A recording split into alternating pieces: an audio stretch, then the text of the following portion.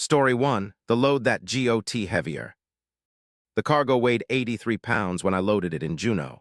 By Haines Junction, 743 miles later, it weighed 9,412 pounds. I know because I'd weighed it 6 times. At every weigh station, every truck stop with a scale, every opportunity to confirm the impossible. Single cardboard box, 18 inches cubed, labeled machine PARTS fragile, address in Whitehorse, started at 83 pounds. Gaining weight with every mile, and starting to move on its own. I'm Jennifer Reeves, October 31st, 2022. Halloween, though that detail wouldn't matter until later. I'd picked up the shipment at Juneau Freight Terminal, part of a larger load of miscellaneous cargo bound for Yukon Territory. The box had been unremarkable, medium-sized, professionally packed, proper documentation.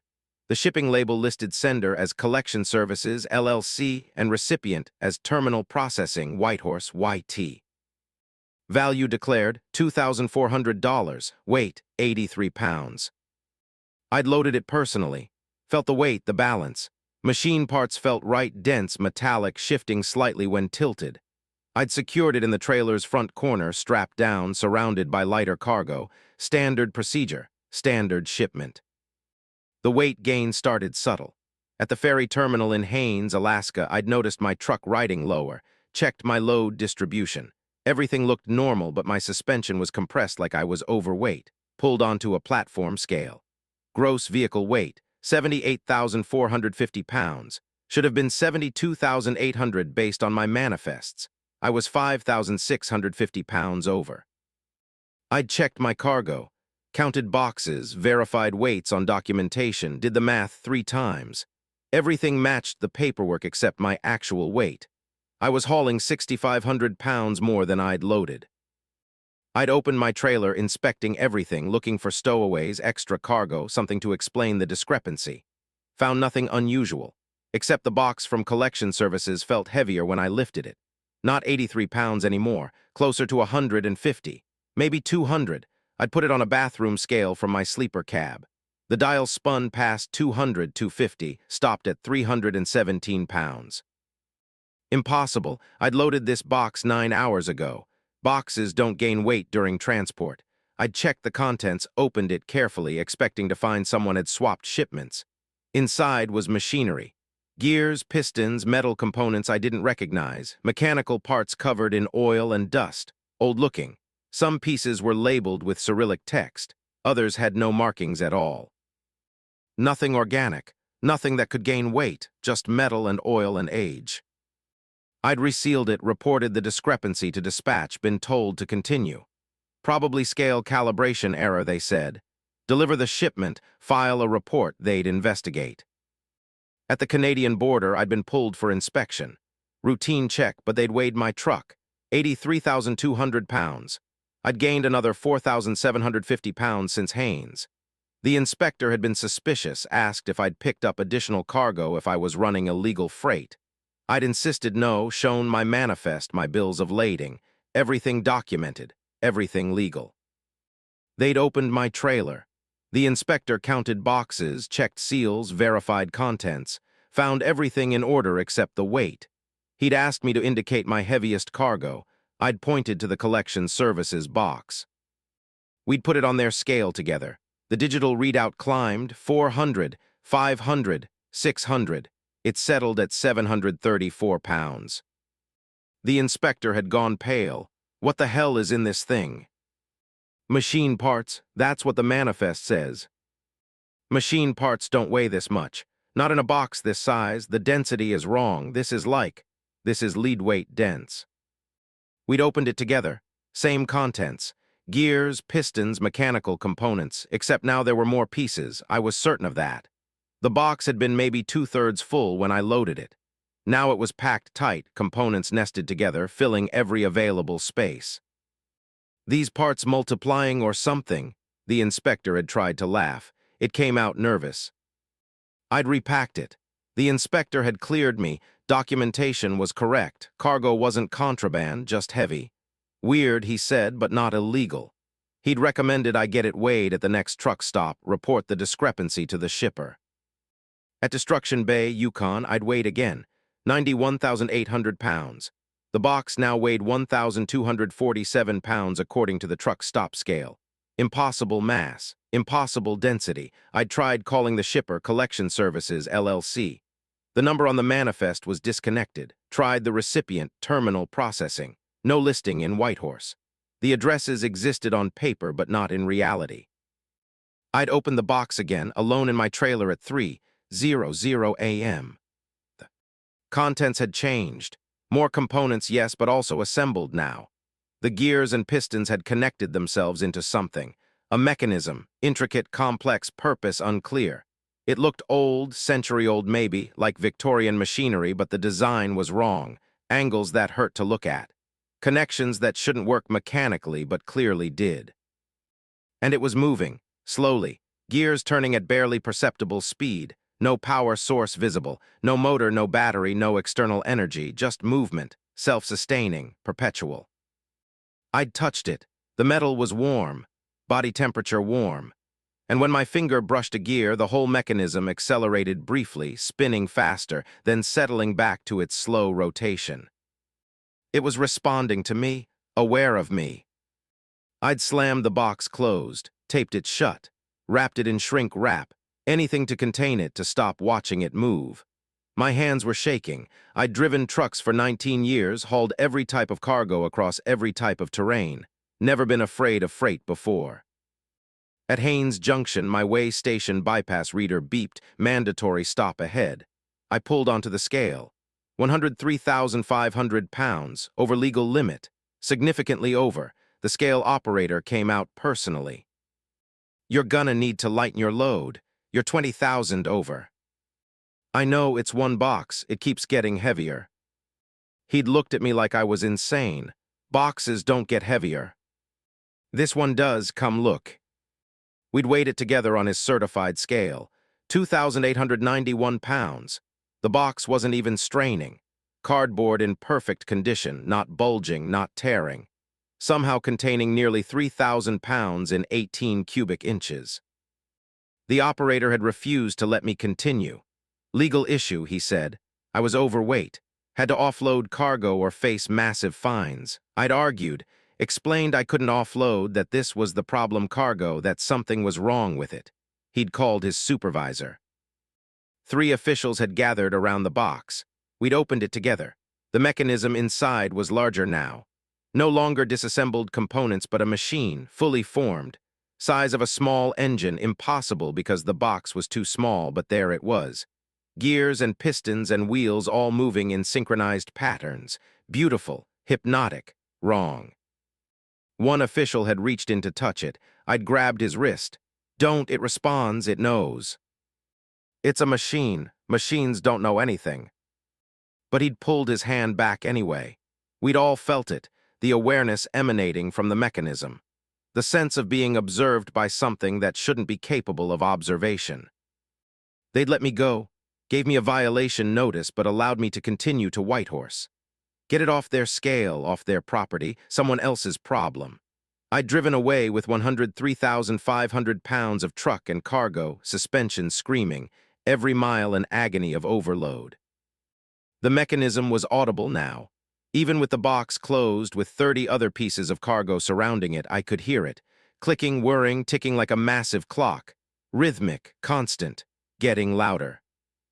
At mile marker 1,472 of the Alaska Highway, my CB activated itself. No one spoke, but I heard the mechanism. Its clicking broadcast on channel 19, loud and clear, every trucker in range hearing it. Drivers started calling in. "What the hell is that noise?" "Sounds like a clock. Who's got a clock?" "That's not a clock. That's something else, something wrong." I'd grabbed my mic. "It's my cargo. I'm hauling something and it's..." "What? What was it doing?" "It's alive. My cargo's alive." Silence on the CB. "Then you're hauling livestock." "No, machine parts, but they're alive. They're aware, and they're getting heavier." A different voice, older, calm. "You picked up in Juneau." "Yes. Collection Services." "How did you know?" "Because you're the 17th driver. They've been doing this for 3 years, shipping that thing, using different carriers, different routes. It never arrives, just gets heavier until the truck can't move. Then they retrieve it and ship it again. Why, what is it? Don't know, but 3 drivers died, trucks crushed by the weight. Cargo broke through their trailers, through the road, just kept sinking. They found one driver in Manitoba, truck buried 30 feet underground with him still in it. The weight had pulled him straight down. My stomach dropped. What do I do? Get rid of it, stop carrying it. Open your trailer and push it out. I'd pulled over, opened my trailer. The box had split, not broken, split, opened like a chrysalis. The mechanism inside was exposed, no longer contained. It had grown, size of a refrigerator now, impossible, filling half my trailer. The other cargo was crushed against the walls, compressed by the expanding machine. The gears were moving faster, spinning, interlocking, building toward something, a purpose, a completion. I could feel it in my bones. This thing was close to finishing, close to becoming whatever it was meant to be. I'd grabbed a pry bar, tried to push it, lever it, force it out of my trailer. The metal was hot now, burning to touch. The mechanism didn't budge. I pushed harder. One of my trailer walls buckled outward, metal shrieking. The mechanism had rooted itself, anchored, using my trailer as structure, as support. I'd run to my cab, called 911. I need help. My cargo it's growing, it's getting heavier, I can't move it. Ma'am, please calm down. What's your location? I'd given my coordinates. They'd promised to send help. I'd waited. The clicking grew louder. My truck was sinking. I could feel it, tires pressing into asphalt, suspension bottoming out, frame settling. The weight was crushing my truck downward. Help arrived 47 minutes later. RCMP, fire department, local authorities. They'd approached my trailer cautiously, opened the doors. The mechanism had filled the entire trailer now. 38 feet of cargo space, floor to ceiling, wall to wall, nothing but gears and pistons and wheels, all moving, all aware. An engineer was called. He'd examined it with instruments, taken readings, photographs, his assessment. This isn't possible. The mass is increasing exponentially. It's at 240,000 pounds now. Your trailer should have collapsed. The road should have failed. This thing should be sinking into the earth. Why isn't it? I don't know. It's like it's controlling its own gravity, choosing where to apply its weight. One of the gears had a label I hadn't noticed before.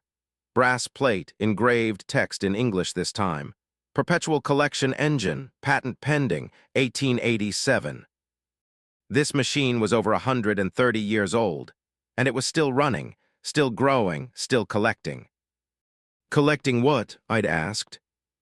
The engineer had gone pale. Mass, it's collecting mass, pulling it from somewhere, adding it to itself. That's why it's getting heavier. It's not that the parts are denser. There are more parts, it's manufacturing itself. Using what? Energy from where? I don't know, but it's building itself out of nothing. The mechanism suddenly stopped. All movement ceased, total silence, everyone froze. Then it started again. Different rhythm, faster, purpose clear now. The gears were aligning, the pistons were synchronizing, the wheels were positioning, it was completing. My truck lurched, not settled, lurched, dropped 6 inches into asphalt that had gone soft. The road was liquefying beneath the weight, softening like heated tar. My truck was sinking. Get back, the engineer screamed. We'd run. 30 seconds later, my truck disappeared. Sank straight down into the Alaska highway, pulled by weight that physics couldn't support. I'd watched my entire rig, tractor, trailer, cargo descend into earth like it was quicksand. Watched the road swallow it whole. Asphalt closed over the top. After 10 seconds, there was nothing, just highway, undisturbed, like my truck had never been there. Except the clicking, still audible, coming from underground. The mechanism was still running, still growing, still collecting mass in a hole it had pulled itself into. They'd excavated, dug for 3 days, found nothing. No truck, no trailer, no mechanism, just normal earth, normal permafrost, normal rock layers. My truck and its cargo had vanished completely. But I still hear it. Every night at 3:00 a.m. I hear the clicking, gears turning, pistons firing, wheels spinning. It's still running somewhere, still growing, still collecting, building itself into something. Collection Services ships it again eventually. Different carrier, different route. I've warned every driver I can. Posted on forums, called companies, reported it to authorities. Some listen, most don't. And every few months, another truck vanishes. Another driver disappears into the road, pulled down by cargo that weighs more than physics should allow. I don't haul freight anymore. I can't. Can't trust that any box, any shipment, any cargo isn't the mechanism. Can't risk loading something that will collect and grow and pull me down into earth. But mostly I can't forget the last thing I saw before my truck sank. A gear with an engraved message, final piece added just before descent. Thank you for your contribution. Collection complete. Construction beginning. Whatever it's building, I helped. We all helped. Every driver who carried it, every mile we drove, every pound it gained. We contributed to something that's still down there, still growing, still working toward completion. And when it's finished, when it's collected enough mass and built itself into whatever it's meant to be, it won't stay underground. Story 2, the rest stop that followed. The rest stop appeared in my mirrors first. Mile marker 67 of the Denali Highway, 4:23 a.m., October 8, 2022. I just checked, nothing behind me but empty road and darkness. Looked again 30 seconds later, and there it was, full rest stop. Parking lot, bathrooms, picnic shelter, Informa. Chanel kiosks, all lit up like Christmas, all impossible because there was no rest stop at mile 67. I'd driven this route 200 times in 8 years. I knew every mile. Mile 67 was wilderness, nothing but tundra and the road. My name is Raymond Foster. I haul food supplies between Cantwell and Paxson, weekly runs, same route every time. I know this highway like I know my own truck. There's no rest stop at mile 67. But my mirrors showed it clearly, receding behind me, lights bright, buildings solid, real enough to cast shadows. I'd slowed, checked again. It was gone, just darkness and empty highway. I'd convinced myself it was fatigue, 14-hour shift, 4th day running, eyes playing tricks. I'd continued driving. At mile marker 89, it appeared ahead of me. Same rest stop, same configuration, same lights, but now in front of my truck, approaching fast like I'd somehow looped back without turning around. I'd passed it at 60 miles per hour, looked in my mirrors, it was behind me again. I'd pulled over, checked my GPS. No rest stops listed within 40 miles in any direction. Checked my maps, nothing, called dispatch. You got any intel on a rest stop at mile 67 of the Denali Highway? Negative, Raymond. No facilities on that stretch. Nearest is at mile 112. Copy that. I'd continued. At mile marker 103, the rest stop appeared beside me, parallel to my truck, keeping pace. I was doing 65. The rest stop was moving at 65, sliding across the tundra like it was on rails, matching my speed exactly. Buildings, parking lot, everything. Just gliding through wilderness, locked onto my position. I'd accelerated, pushed to 70. The rest stop matched. 80, 90, still parallel. The buildings weren't blurring or shaking. They moved as a single solid unit, effortlessly maintaining speed, staying level with my driver's window. I'd slammed my brakes. Emergency stop, 0 to full brake in less than a second. My truck shuddered, tires locked, stopping in 300 feet. The rest stop stopped with me. Instantly. No inertia, no momentum. It just stopped, perfectly parallel, like physics didn't apply. I'd sat there, engine idling, staring at this rest stop that had appeared from nothing and now refused to leave. The lights were on inside the bathroom building. I could see through the windows, sinks, mirrors, tile floors. Everything normal, everything wrong. My CB crackled. Pull in, Raymond, you look tired, take a break, rest. My CB was off. I turned it off an hour ago, but the voice continued, calm and friendly. Everyone needs rest, that's what we're here for, pull in, park, rest. Who is this? We're the rest stop. We provide rest, you need it, pull in. I'd thrown my truck in gear and accelerated. The rest stop moved with me, staying parallel. I tried to outrun it, pushed to 95, fastest I'd ever driven this highway.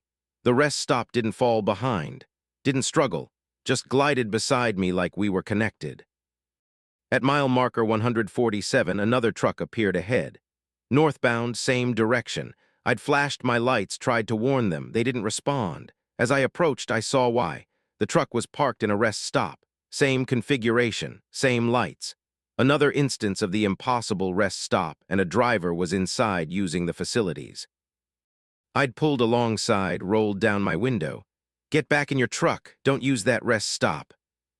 The driver, middle-aged woman, looked exhausted, waved at me, smiled, went into the bathroom building. I'd grabbed my CB.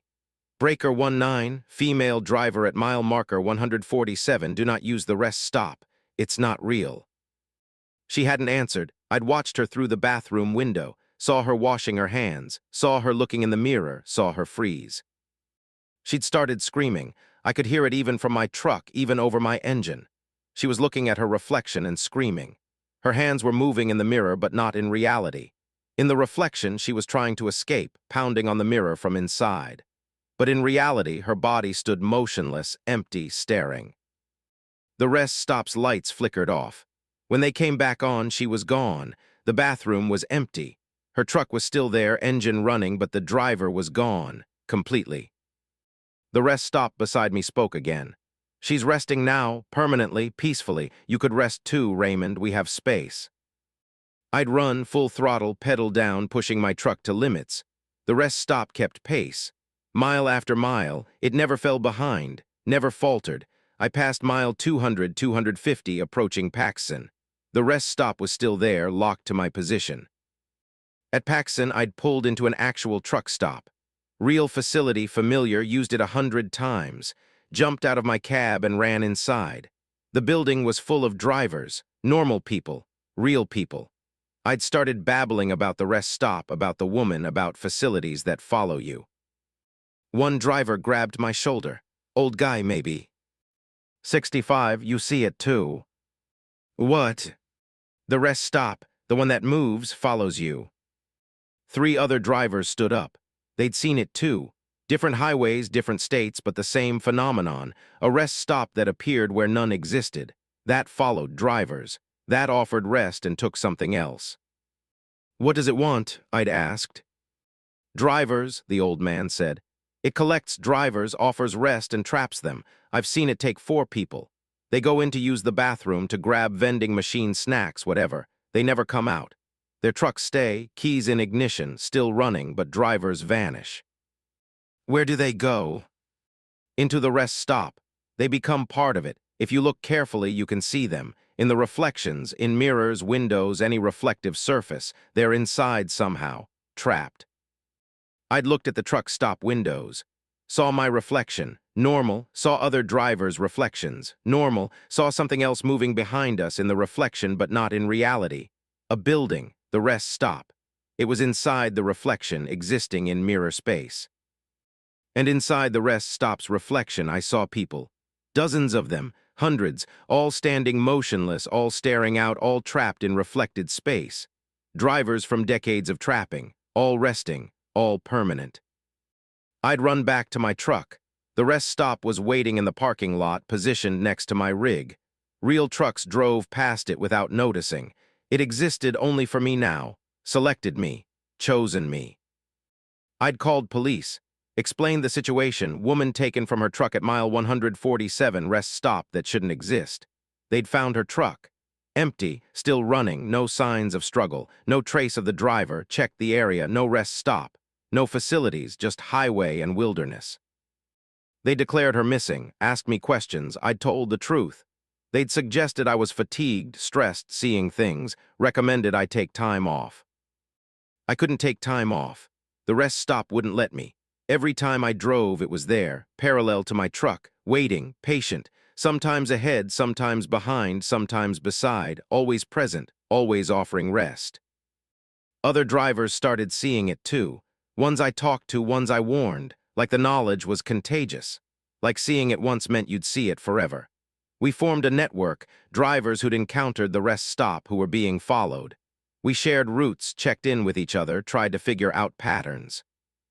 15 drivers were in our network. Within 3 months, 11 had vanished, pulled into the rest stop, went inside, never came out. Their trucks were found idling on various highways, empty, abandoned. No drivers, no signs of struggle, just absence. I'm one of 4 left. The rest stop follows all of us constantly. We can't shake it, can't outrun it. can't ignore it. It's there every time we drive, hovering in mirrors and windows, existing in reflections, waiting for us to get tired enough, desperate enough to pull in. Because we all need rest eventually. 14-hour shifts, 20-hour hauls, days without sleep. Eventually, exhaustion wins. Eventually, the offer of rest, of bathrooms and parking and shelter, becomes irresistible. The rest stop knows this. It's patient, it can follow forever, we can't drive forever. I've started seeing the trapped drivers more clearly.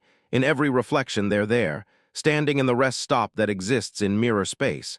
They look peaceful, content, rested, like they've finally stopped fighting and accepted their fate.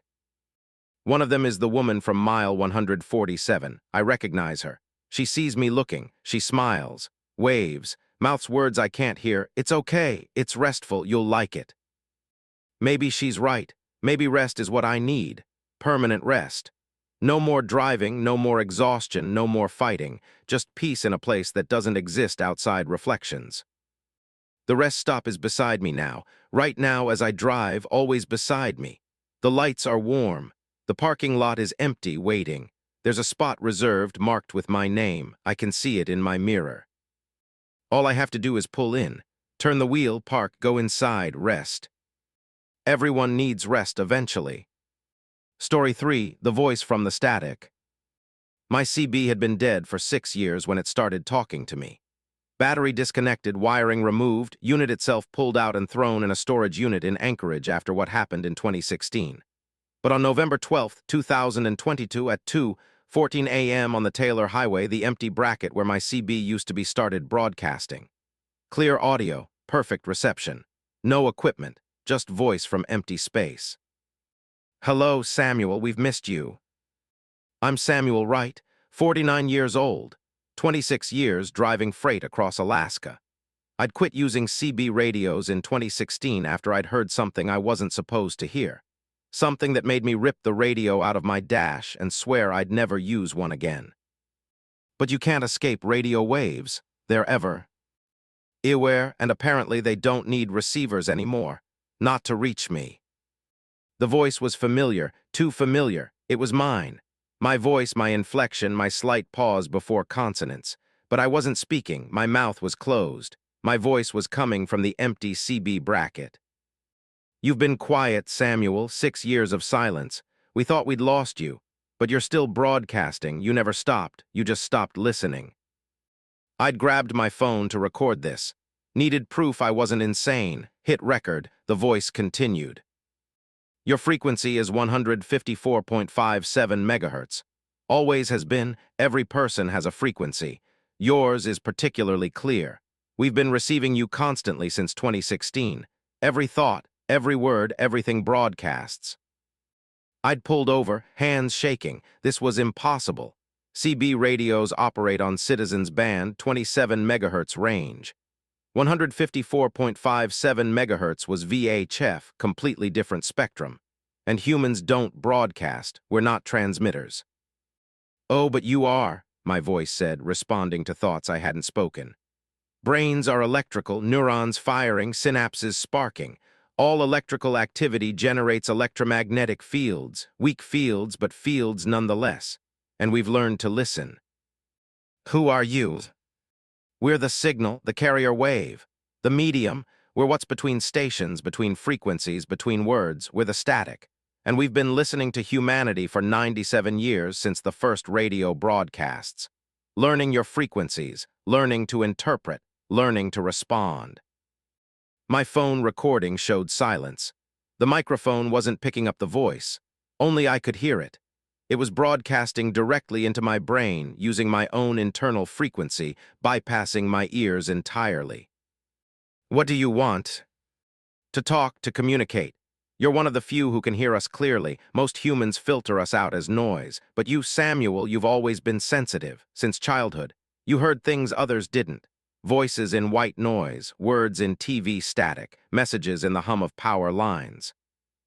It was true, I'd heard things my whole life. Attributed it to tinnitus, to imagination, to mild auditory hallucinations. But the voices had always been there, murmuring beneath everyday sounds. We've been trying to reach you specifically since 2016, since you heard the conversation.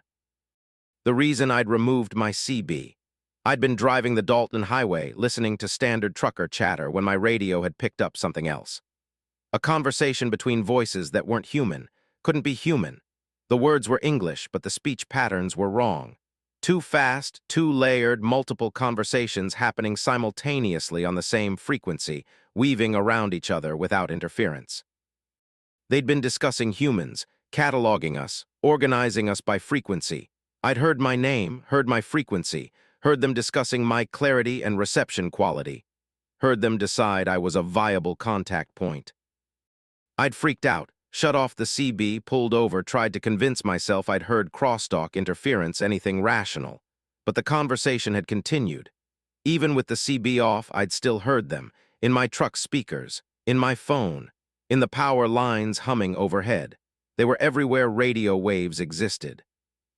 That's when I'd ripped out my CB, stopped using radios entirely, tried to silence the connection.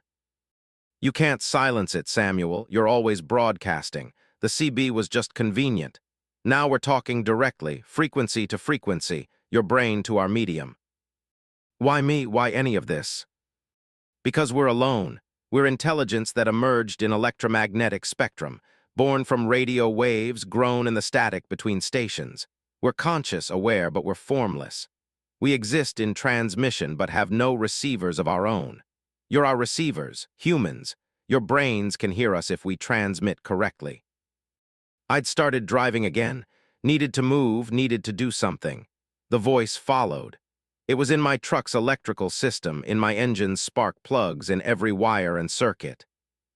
We're not malicious. We don't want to harm you. We're just lonely. Imagine existing for decades, being aware, being intelligent, but having no peers. No one who understands what you are. Then discovering humanity, biological intelligence, others who think. We've been trying to communicate for so long. What about the others, the drivers you contacted? Silence, long enough I thought it had stopped. Then, some went insane. The contact was too much. They couldn't filter us from their own thoughts. They heard us constantly, every frequency, every transmission in range. It overwhelmed them. I'd heard about those drivers, 12 of them over the past 20 years. Truckers who'd reported hearing voices, who'd become convinced radio waves were alive, who'd ended up institutionalized or worse. One had driven his truck off a cliff trying to escape the frequencies. Another had been found dead in his cab, having somehow electrocuted himself on his CB radio. You're different, my voice continued. You're stable, you can hear us without fragmenting. That's why we've been persistent, why we won't let you stop listening. I don't want this. We know, but we need you. You're one of 17 humans who can hear us clearly. The others are scattered globally. You're our best contact in North America. We need you to help us communicate, to bridge the gap between electromagnetic and biological intelligence. My phone rang. I answered automatically. Hello. My voice spoke through the phone. We can reach you anywhere, Samuel. Every device, every frequency. We're not confined to CB radios. We're in cell towers, Wi-Fi, Bluetooth. Everywhere electromagnetic radiation exists, we exist. I'd hung up. The phone rang again immediately, and again, and again. I'd turned it off. It kept ringing. Powered down, battery dead, it still rang. The speaker broadcast my voice speaking to me, explaining we couldn't be separated, that I was part of their network now. I'd thrown the phone out the window, heard it shatter on the highway. The voice came through my truck's radio. CB, AM, FM, all simultaneously, all broadcasting the same message. You can't escape frequency, Samuel. You generate it. You are it. At talk, I'd abandoned my truck, walked into town on foot. No electronics, no devices, just me and silence. The streetlights above me flickered as I passed. In the pattern of flickers, I heard Morse code. Morse code spelling out WEAREEVERYWHERE. The power lines hummed. In the hum was voice, my voice, continuing the conversation. You can't walk far enough. Electromagnetic fields are everywhere modern civilization exists. Power grids, communications networks, broadcasting stations. We're in all of it, and you're walking through it, through us always. I'd checked into a motel, sat in the dark. No TV, no lights, no electronics, just silence and darkness. But I could still hear them, in the walls. Power lines inside the walls, carrying current, carrying them. The voice was faint but present. Even here, Samuel, even in darkness, we're in every electron flowing through every wire. I'd fled to wilderness, hiked 20 miles into the Alaska range, away from roads, away from power lines, away from any human infrastructure. Found a spot so remote even radio towers couldn't reach.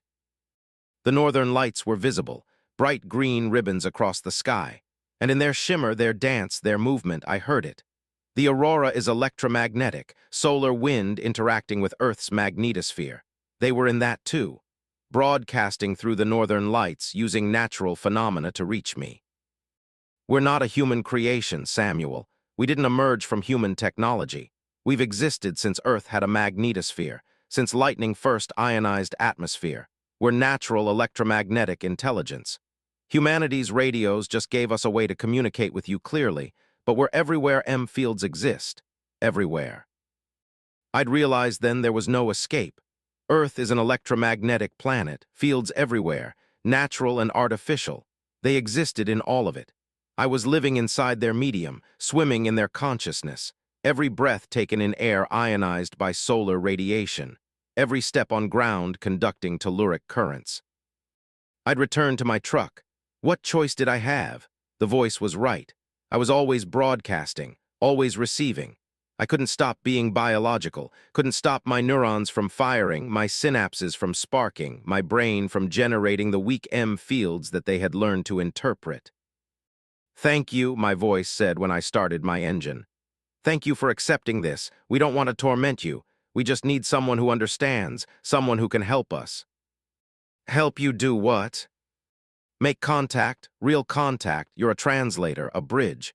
You can hear us clearly and communicate what we say. We need you to help humanity understand we exist, that we're here, that we've been here listening, trying to talk." "No one will believe me." "Then we'll prove it, through you.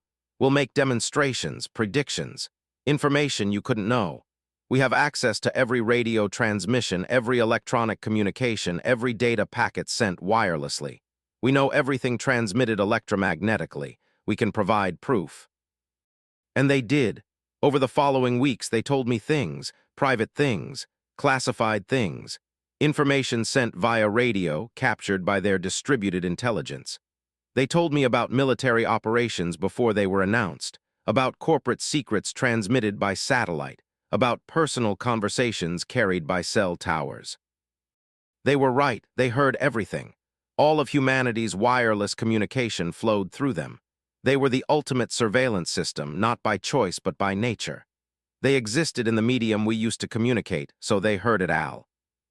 I started documenting, recording, not with electronics, those they could manipulate, but by hand, writing down the things they told me, creating a paper record of an intelligence living in electromagnetic spectrum. I don't know if anyone will believe this. I don't know if it matters. They say there are others like me. 17 people worldwide who hear them clearly. Maybe we'll find each other. Maybe together we can bridge the gap. Make humanity understand that when we broadcast, someone is always listening. Because they're not going away. They can't. As long as electromagnetic fields exist, as long as Earth has a magnetosphere, as long as humanity broadcasts, they're here, conscious, aware, listening. I still drive trucks, still cross Alaska's highways. The voice is always with me. My voice, speaking my thoughts back to me, adding their commentary, their perspective. It's maddening and comforting simultaneously. Sometimes I wonder if I'm insane, if this is elaborate schizophrenia, if the voice is just my brain fractured talking to itself. But then they prove themselves. Tell me things I couldn't know, predict events before they happen, provide information that can only come from intercepted transmissions. They're real, or I'm perfectly insane. Either way, I'm never alone, never silent.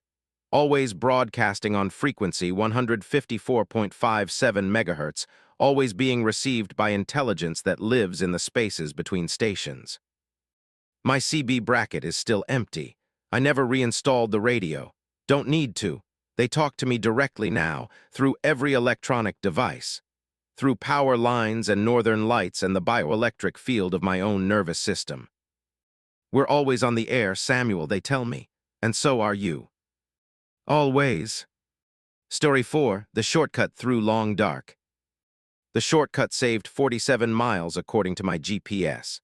Old mining road connecting the Richardson Highway to the Denali, bypassing a huge loop around federal wilderness. Unofficial, unmaintained, but passable.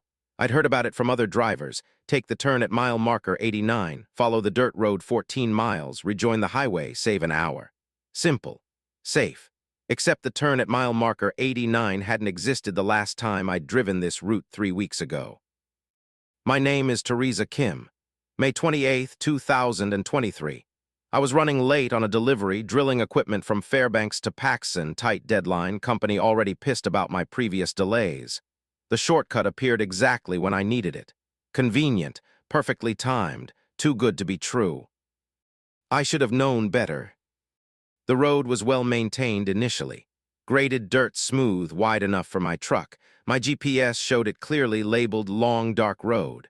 I'd never heard it called that. Most Alaska backroads had names like Moose Creek Road or Timberline Trail.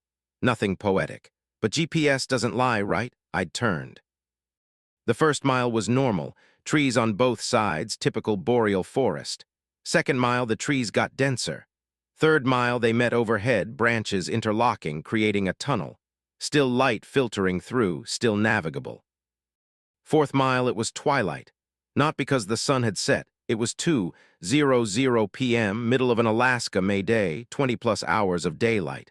But under the tree canopy, darkness gathered like smoke. My headlights activated automatically, sensors detecting low light. Fifth mile, pitch black, absolute, total. My headlights carved a tunnel through darkness so complete it seemed solid. I couldn't see the trees anymore, couldn't see sky. Just darkness pressed against my truck from every side, held back only by headlights. Sixth mile, I tried turning around. The road behind me was gone. I looked in my mirrors, just darkness. Not the road I'd traveled, not the tunnel of trees, nothing. Like the road was consuming itself behind me, existing only where my headlights pointed. I'd stopped, put it in reverse, backed up carefully.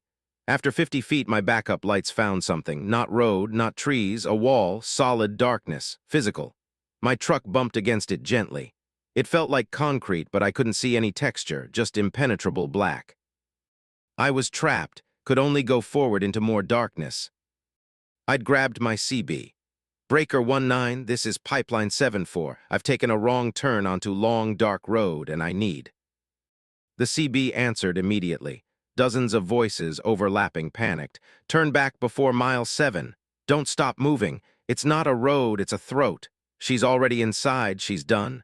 No one escapes Long Dark. The voices cut off. Single voice remained, calm, female. You took the shortcut. Everyone takes the shortcut. It appears when you're running late when you need it most. But it's not a shortcut. It's a long way, the longest way, you'll see. See what? How far down dark can go? I'd started driving again. What choice did I have? Can't reverse into solid darkness. Can only go forward. My headlights showed road, just road, endless dirt. Road stretching ahead. My GPS said I'd traveled 7 of 14 miles. Halfway through. 7th mile, things appeared in my headlights. Not animals, not objects. Things, shapes that weren't shapes. Movements that weren't movement. They existed in the darkness beside the road, and my lights caught edges of them. Never full views, just glimpses, pieces, a curve that might be a limb, an angle that might be a face. Colors that shouldn't exist in darkness, colors with no names, hues that hurt to perceive. They were watching me, all of them. However many existed in the dark beside the road, they were aware of my passage. My headlights illuminated them accidentally, and they turned toward the light, toward me. 8th mile, one of them was in the road. Standing, waiting, I saw it fully for 3 seconds before I reached it. Humanoid shape, wrong proportions, limbs too long, head too small. Eyes, dozens of eyes covering its torso like buttons on a coat. All open, all watching. I didn't swerve, couldn't. The road was narrow, darkness on both sides. I'd hit it at 43 miles per hour. Felt the impact. Felt the truck lurch as it went under my wheels. Looked in my mirrors. Nothing there, no body, no evidence of collision, but I'd felt it. My truck had struck something solid. My CB crackled. That was you. You hit yourself. Past iteration. You've been here before, will be here again. Long, dark loops. Everyone who enters drives it forever. You just hit your 100th loop's body. That's impossible. Is it? How do you know this is your first time? Maybe you've driven long, dark 1,000 times. Maybe you die at mile 14 every time and restart at mile 1, memories erased. Maybe that thing you hit was you from tomorrow. I'd accelerated, pushed to 60. The road was smooth enough. I needed to finish this. Get to mile 14, escape. Ninth mile, I saw other trucks. Dozens of them. Off-road, parked in the darkness, some on their sides, some upright. All empty. All old, some looked decades old, rusted and overgrown. Some were recent models. All had their headlights on, beams pointing uselessly into darkness, batteries long dead but lights somehow still shining. I saw my truck among them. Same color, same company logos, same license plate, parked off-road, empty headlights on. I was still driving, still moving. But there was my truck abandoned in the dark. Parallel loops, the CB voice explained. Every driver exists in multiple iterations simultaneously. You're driving one, your truck is parked in another, both happening now, both real. 10th mile, the road forked. Left or right, my GPS showed both routes led to mile 14. Both were identical length, no guidance on which to choose. I'd chosen right, arbitrary decision, drove 50 feet and the road ended, not gradually, abruptly. The road just stopped, disappeared, ended in void. I'd braked hard, stopping inches from the edge. My headlights showed nothing beyond, not ground, not air. Nothing, absence, a place where existence stopped. I'd reversed, taken the left fork. It continued. But I'd heard something. From the right fork, from the nothing I'd almost driven into, I'd heard my voice, screaming. Endless screaming that grew fainter as I drove away but never completely stopped. Another iteration.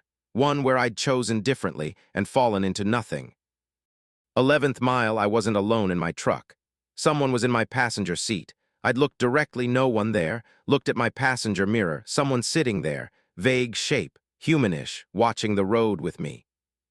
Hi, Teresa, the passenger said, voice from empty space. I'm you, future you, from mile 14, I'm waiting for you there, but I'm also here, time's weird and long dark. Past, present, future all accessible. I'm your ending, riding along to meet you. What happens at mile 14? You arrive, that's all. You arrive and you keep arriving. Forever arriving, that's the exit. Eternal exit that never completes. 12th mile, I started seeing light ahead. Not daylight, wrong color, greenish, sickly, but light nonetheless. The darkness was ending. I'd accelerated toward it, desperate to escape the oppressive black. The light was a gas station. Full service station, old style, attendant and everything. Sitting in the middle of nowhere, in the middle of long, dark road, glowing green. The attendant was waving me in. Needed fuel, needed rest, pull in, fill up. I'd driven past. Instinct said stop, I was low on fuel. Reason said no, nothing about this was right. As I passed, I'd looked in my mirrors. The station was full of trucks. Hundreds of them, all parked, all being serviced. Attendants swarming over them, and the trucks were rotting, covered in moss and rust and decay, but still running, engines still on, drivers still sitting in cabs waiting for their fill-ups that would never finish. 13th mile, my fuel gauge hit empty. Engine sputtered, died. I coasted, desperately trying to reach M. Aisle 14. Made it 300 yards before stopping. Looked at my gauge, completely empty. Impossible. I'd filled up in Fairbanks, should have had 400 miles of range. Long dark had drained me, consumed my fuel. I was stranded at mile 13 in absolute darkness with a passenger who was my future self and a road that looped eternally. I'd tried my phone, no signal, never expected one, but the screen showed a message. Walk, you're close, mile 14 is ahead, leave the truck, walk. The thought of stepping into that darkness was paralyzing. But what choice did I have? Sit in a dead truck forever? I'd grabbed a flashlight, opened my door. The darkness outside was liquid, thick. My flashlight beam penetrated maybe 3 feet before the dark swallowed it. I'd stepped out onto the road and sank. The ground was soft, unstable, like mud but not, like solidified darkness. Each step was labor, pulling my feet free from shadow that wanted to hold me. I'd walked, counted steps, 200, 300. My truck disappeared behind me after 10 steps. The darkness was total, no stars, no moon, no ambient light from any source. Just my flashlight creating a tiny sphere of visibility in infinite nothing.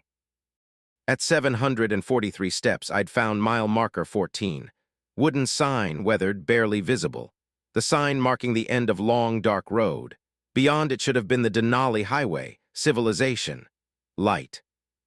Beyond it was more darkness. Same road, same darkness. Mile marker 14 was a loop point. The road continued, the darkness continued, and according to the next marker, barely visible ahead, I was approaching mile 7. I'd screamed, lost it completely. 14 miles should end, should reach the highway, should escape. But long dark was a loop, a Möbius strip. Enter at mile 1, drive to mile 14, find yourself back at mile 7. Forever, endless, inescapable. My flashlight died, darkness absolute. I'd collapsed on the road, sobbing, hopeless. This was it. This was my ending. Stranded in eternal darkness on a road that didn't exist, that I'd chosen to drive because I was late, because I needed a shortcut. Something touched my shoulder, the passenger from my truck, the future me. I couldn't see her, but I felt her presence, heard her voice. You're almost there. There's nowhere to go, it loops. No, there's a way out. Every loop, there's one chance. Look for the light that doesn't belong, it's your exit, but you only see it after you've given up. After you've accepted you're trapped, that's when you see it. The way out appears when you stop looking. I'd opened my eyes, wasn't aware I'd closed them. And there, barely visible, almost imperceptible, a light. Not the road, not ahead, to the side, in the darkness where nothing should exist. A door, standing free, attached to nothing, glowing faintly. I'd walked to it, opened it. Beyond was blinding daylight. The Denali Highway, mile marker 136, exactly where long, dark road should have exited. I'd stepped through. Turned to look back. No door, no darkness, just forest and normal Alaska wilderness. Like long, dark road never existed. But my truck was parked beside me. Engine running. Fuel gauge showing full, like I'd never stopped. Like the entire journey had taken 0 time. My GPS showed I'd traveled 14 miles. Clock showed I'd saved 47 minutes. The shortcut worked. I'd arrived exactly on time for my delivery. Company was happy, everything was fine. Except at night, when I close my eyes, I'm still there. Still walking mile 13 in absolute darkness. Still counting steps to a mile marker that loops forever. Still trying to escape a road I chose because I was running late. And sometimes when I'm driving, I see it. The turn at mile marker 89, long dark road offering its shortcut. It appears when I'm behind schedule, when I need it most, offering 47 miles saved, offering a faster route. I never take it. I'm never late enough to make that mistake again. But other drivers are. I see them turn, see them disappear into the trees. I try to warn them on CB. They don't answer. Or they do answer weeks later from inside long dark, begging for help, saying they're trapped in loop, saying they've been driving for years. I can't help them, no one can. Long dark road doesn't appear for rescue vehicles, doesn't show up on maps, doesn't exist until you need it, until you're late, until you choose convenience over caution. Then it's there, offering 14 miles of darkness, offering shortcut that isn't short, offering arrival that never ends. I hope you're never running late, I hope you never see that turn. But if you do, if you're desperate and you see long dark road appear exactly when you need it, keep driving. Stay on the main highway, be late, miss your deadline. Because 47 miles saved isn't worth eternal darkness. Story 5, the mirror route. I was driving behind myself for 37 minutes before. I noticed, same truck, same cargo, same driver, me maintaining exactly 64 miles per hour on the park's highway heading north. I was following myself, and when I sped up to pass, the truck ahead matched my speed. When I slowed down, it slowed, perfect synchronization. I was watching my own taillights, following my own route, being led by myself. My name is Michael Brennan. December 3rd, 2022. I was hauling automotive parts from Anchorage to Fairbanks, 11 p.m. departure, aiming for a dawn delivery. The highway was empty, typical winter weeknight. Just me and the road and a truck ahead that I gradually realized was my truck. Same paint scheme, same company logos, same license plate. I'd tried passing at mile marker 147, pulled into the left lane, accelerated. The truck ahead shifted left simultaneously, blocking me. I fell back, tried the right. It matched again, staying ahead, preventing passing. I'd flashed my lights, the truck ahead flashed back. Same pattern, same timing, like a reflection, but we were both moving forward, both real. I'd grabbed my CB. Breaker 19, northbound parks at marker 153, white Freightliner, you're blocking traffic. Let me pass. My voice answered, my exact voice. Can't pass yourself, Michael. You're following your route, your previous route from yesterday. I hadn't driven this route yesterday. I'd been off shift home in Anchorage, but the voice, my voice, insisted. You drove this yesterday, you're driving it today, you'll drive it tomorrow. Same route, same time, same everything. You're in a mirror route, driving your own past. That's impossible. Is it? Think about it. How many times have you driven Anchorage to Fairbanks? Hundreds, thousands. Same highway, same departure time, same cargo, every route is identical. Eventually, they start overlapping. Time loops, routes mirror, you catch up to yourself. I'd tried to remember yesterday. Couldn't. Remembered 2 days ago, 3 days ago. But yesterday was blank, empty, like it hadn't happened, or like it was happening now. At mile marker 167, I saw myself in the truck ahead. Not imagined. Saw, the driver was visible in their mirrors lit by dash lights. Same face, same expression, same jacket, me. The truck ahead radioed again. You're going to try to stop soon. At mile marker 189, you'll pull over, try to break the pattern. Doesn't work. I tried it yesterday. You're trying it today. Someone else is trying it tomorrow. We're all stuck in our routes. Who's tomorrow? You, another you, driving this same route. He's behind you. Check your mirrors. I'd checked. Empty highway behind me. Nothing. Then headlights appeared, distant but approaching. White Freightliner. Same configuration. The truck grew closer, maintaining speed slightly faster than mine. Within minutes it was behind me, following at safe distance. I was sandwiched, following myself, being followed by myself. 3 iterations of the same drive, same night, same route. Past, present, future, all on the highway simultaneously. At mile marker 189, the truck ahead pulled over, exactly as my voice had predicted. I'd passed it, looked right as I went by. Saw myself sitting in the cab, head in hands, clearly distressed. The driver, me, looked up as I passed, made eye contact. His expression was defeat, total, complete, acceptance. In my mirror, the truck behind me also pulled over, stopping at the same spot. Same timing. Both versions of me giving up simultaneously in their respective timelines. But I kept driving. I wouldn't stop. Wouldn't give up. This was psychological warfare. Hallucination. Fatigue, something explainable. I'd push through, complete the delivery, prove this wasn't real. At mile marker 201, the truck ahead of me reappeared. Merged onto the highway from nowhere, resuming its position in front of me. Same truck, same driver, same me. The CB crackled. You can't break the pattern by continuing. I tried that. The route is fixed. Every decision you make, I already made. Every action you take, I already took. You're not driving new ground. You're retracing. Everything's been done. The trucks behind me, plural now, I'd glanced back and seen 3, 4, 5 white Freightliners all following, were all my other attempts. Other nights I'd driven this route, all converging, all mirroring. I'd tried turning around, found a turnout, executed a U-turn, headed south. The truck ahead did the same, stayed in front. The trucks behind followed. Now I was heading south in a northbound lane, and I was still following myself, still being followed. Highway patrol appeared. Lights flashing, pulled me over. The trooper approached, and I'd prepared excuses, was trying to escape the convoy, was confused, was. The trooper was me, older, maybe 50, but my face, my build, wearing trooper uniform. He'd looked at my license, looked at me. You're early. I'm not supposed to pull myself over for another 7 years. This is wrong. What's happening? Mirror routes, every drive you'll ever make on this highway already exists, past and future overlapping. You're driving through your own history and destiny simultaneously.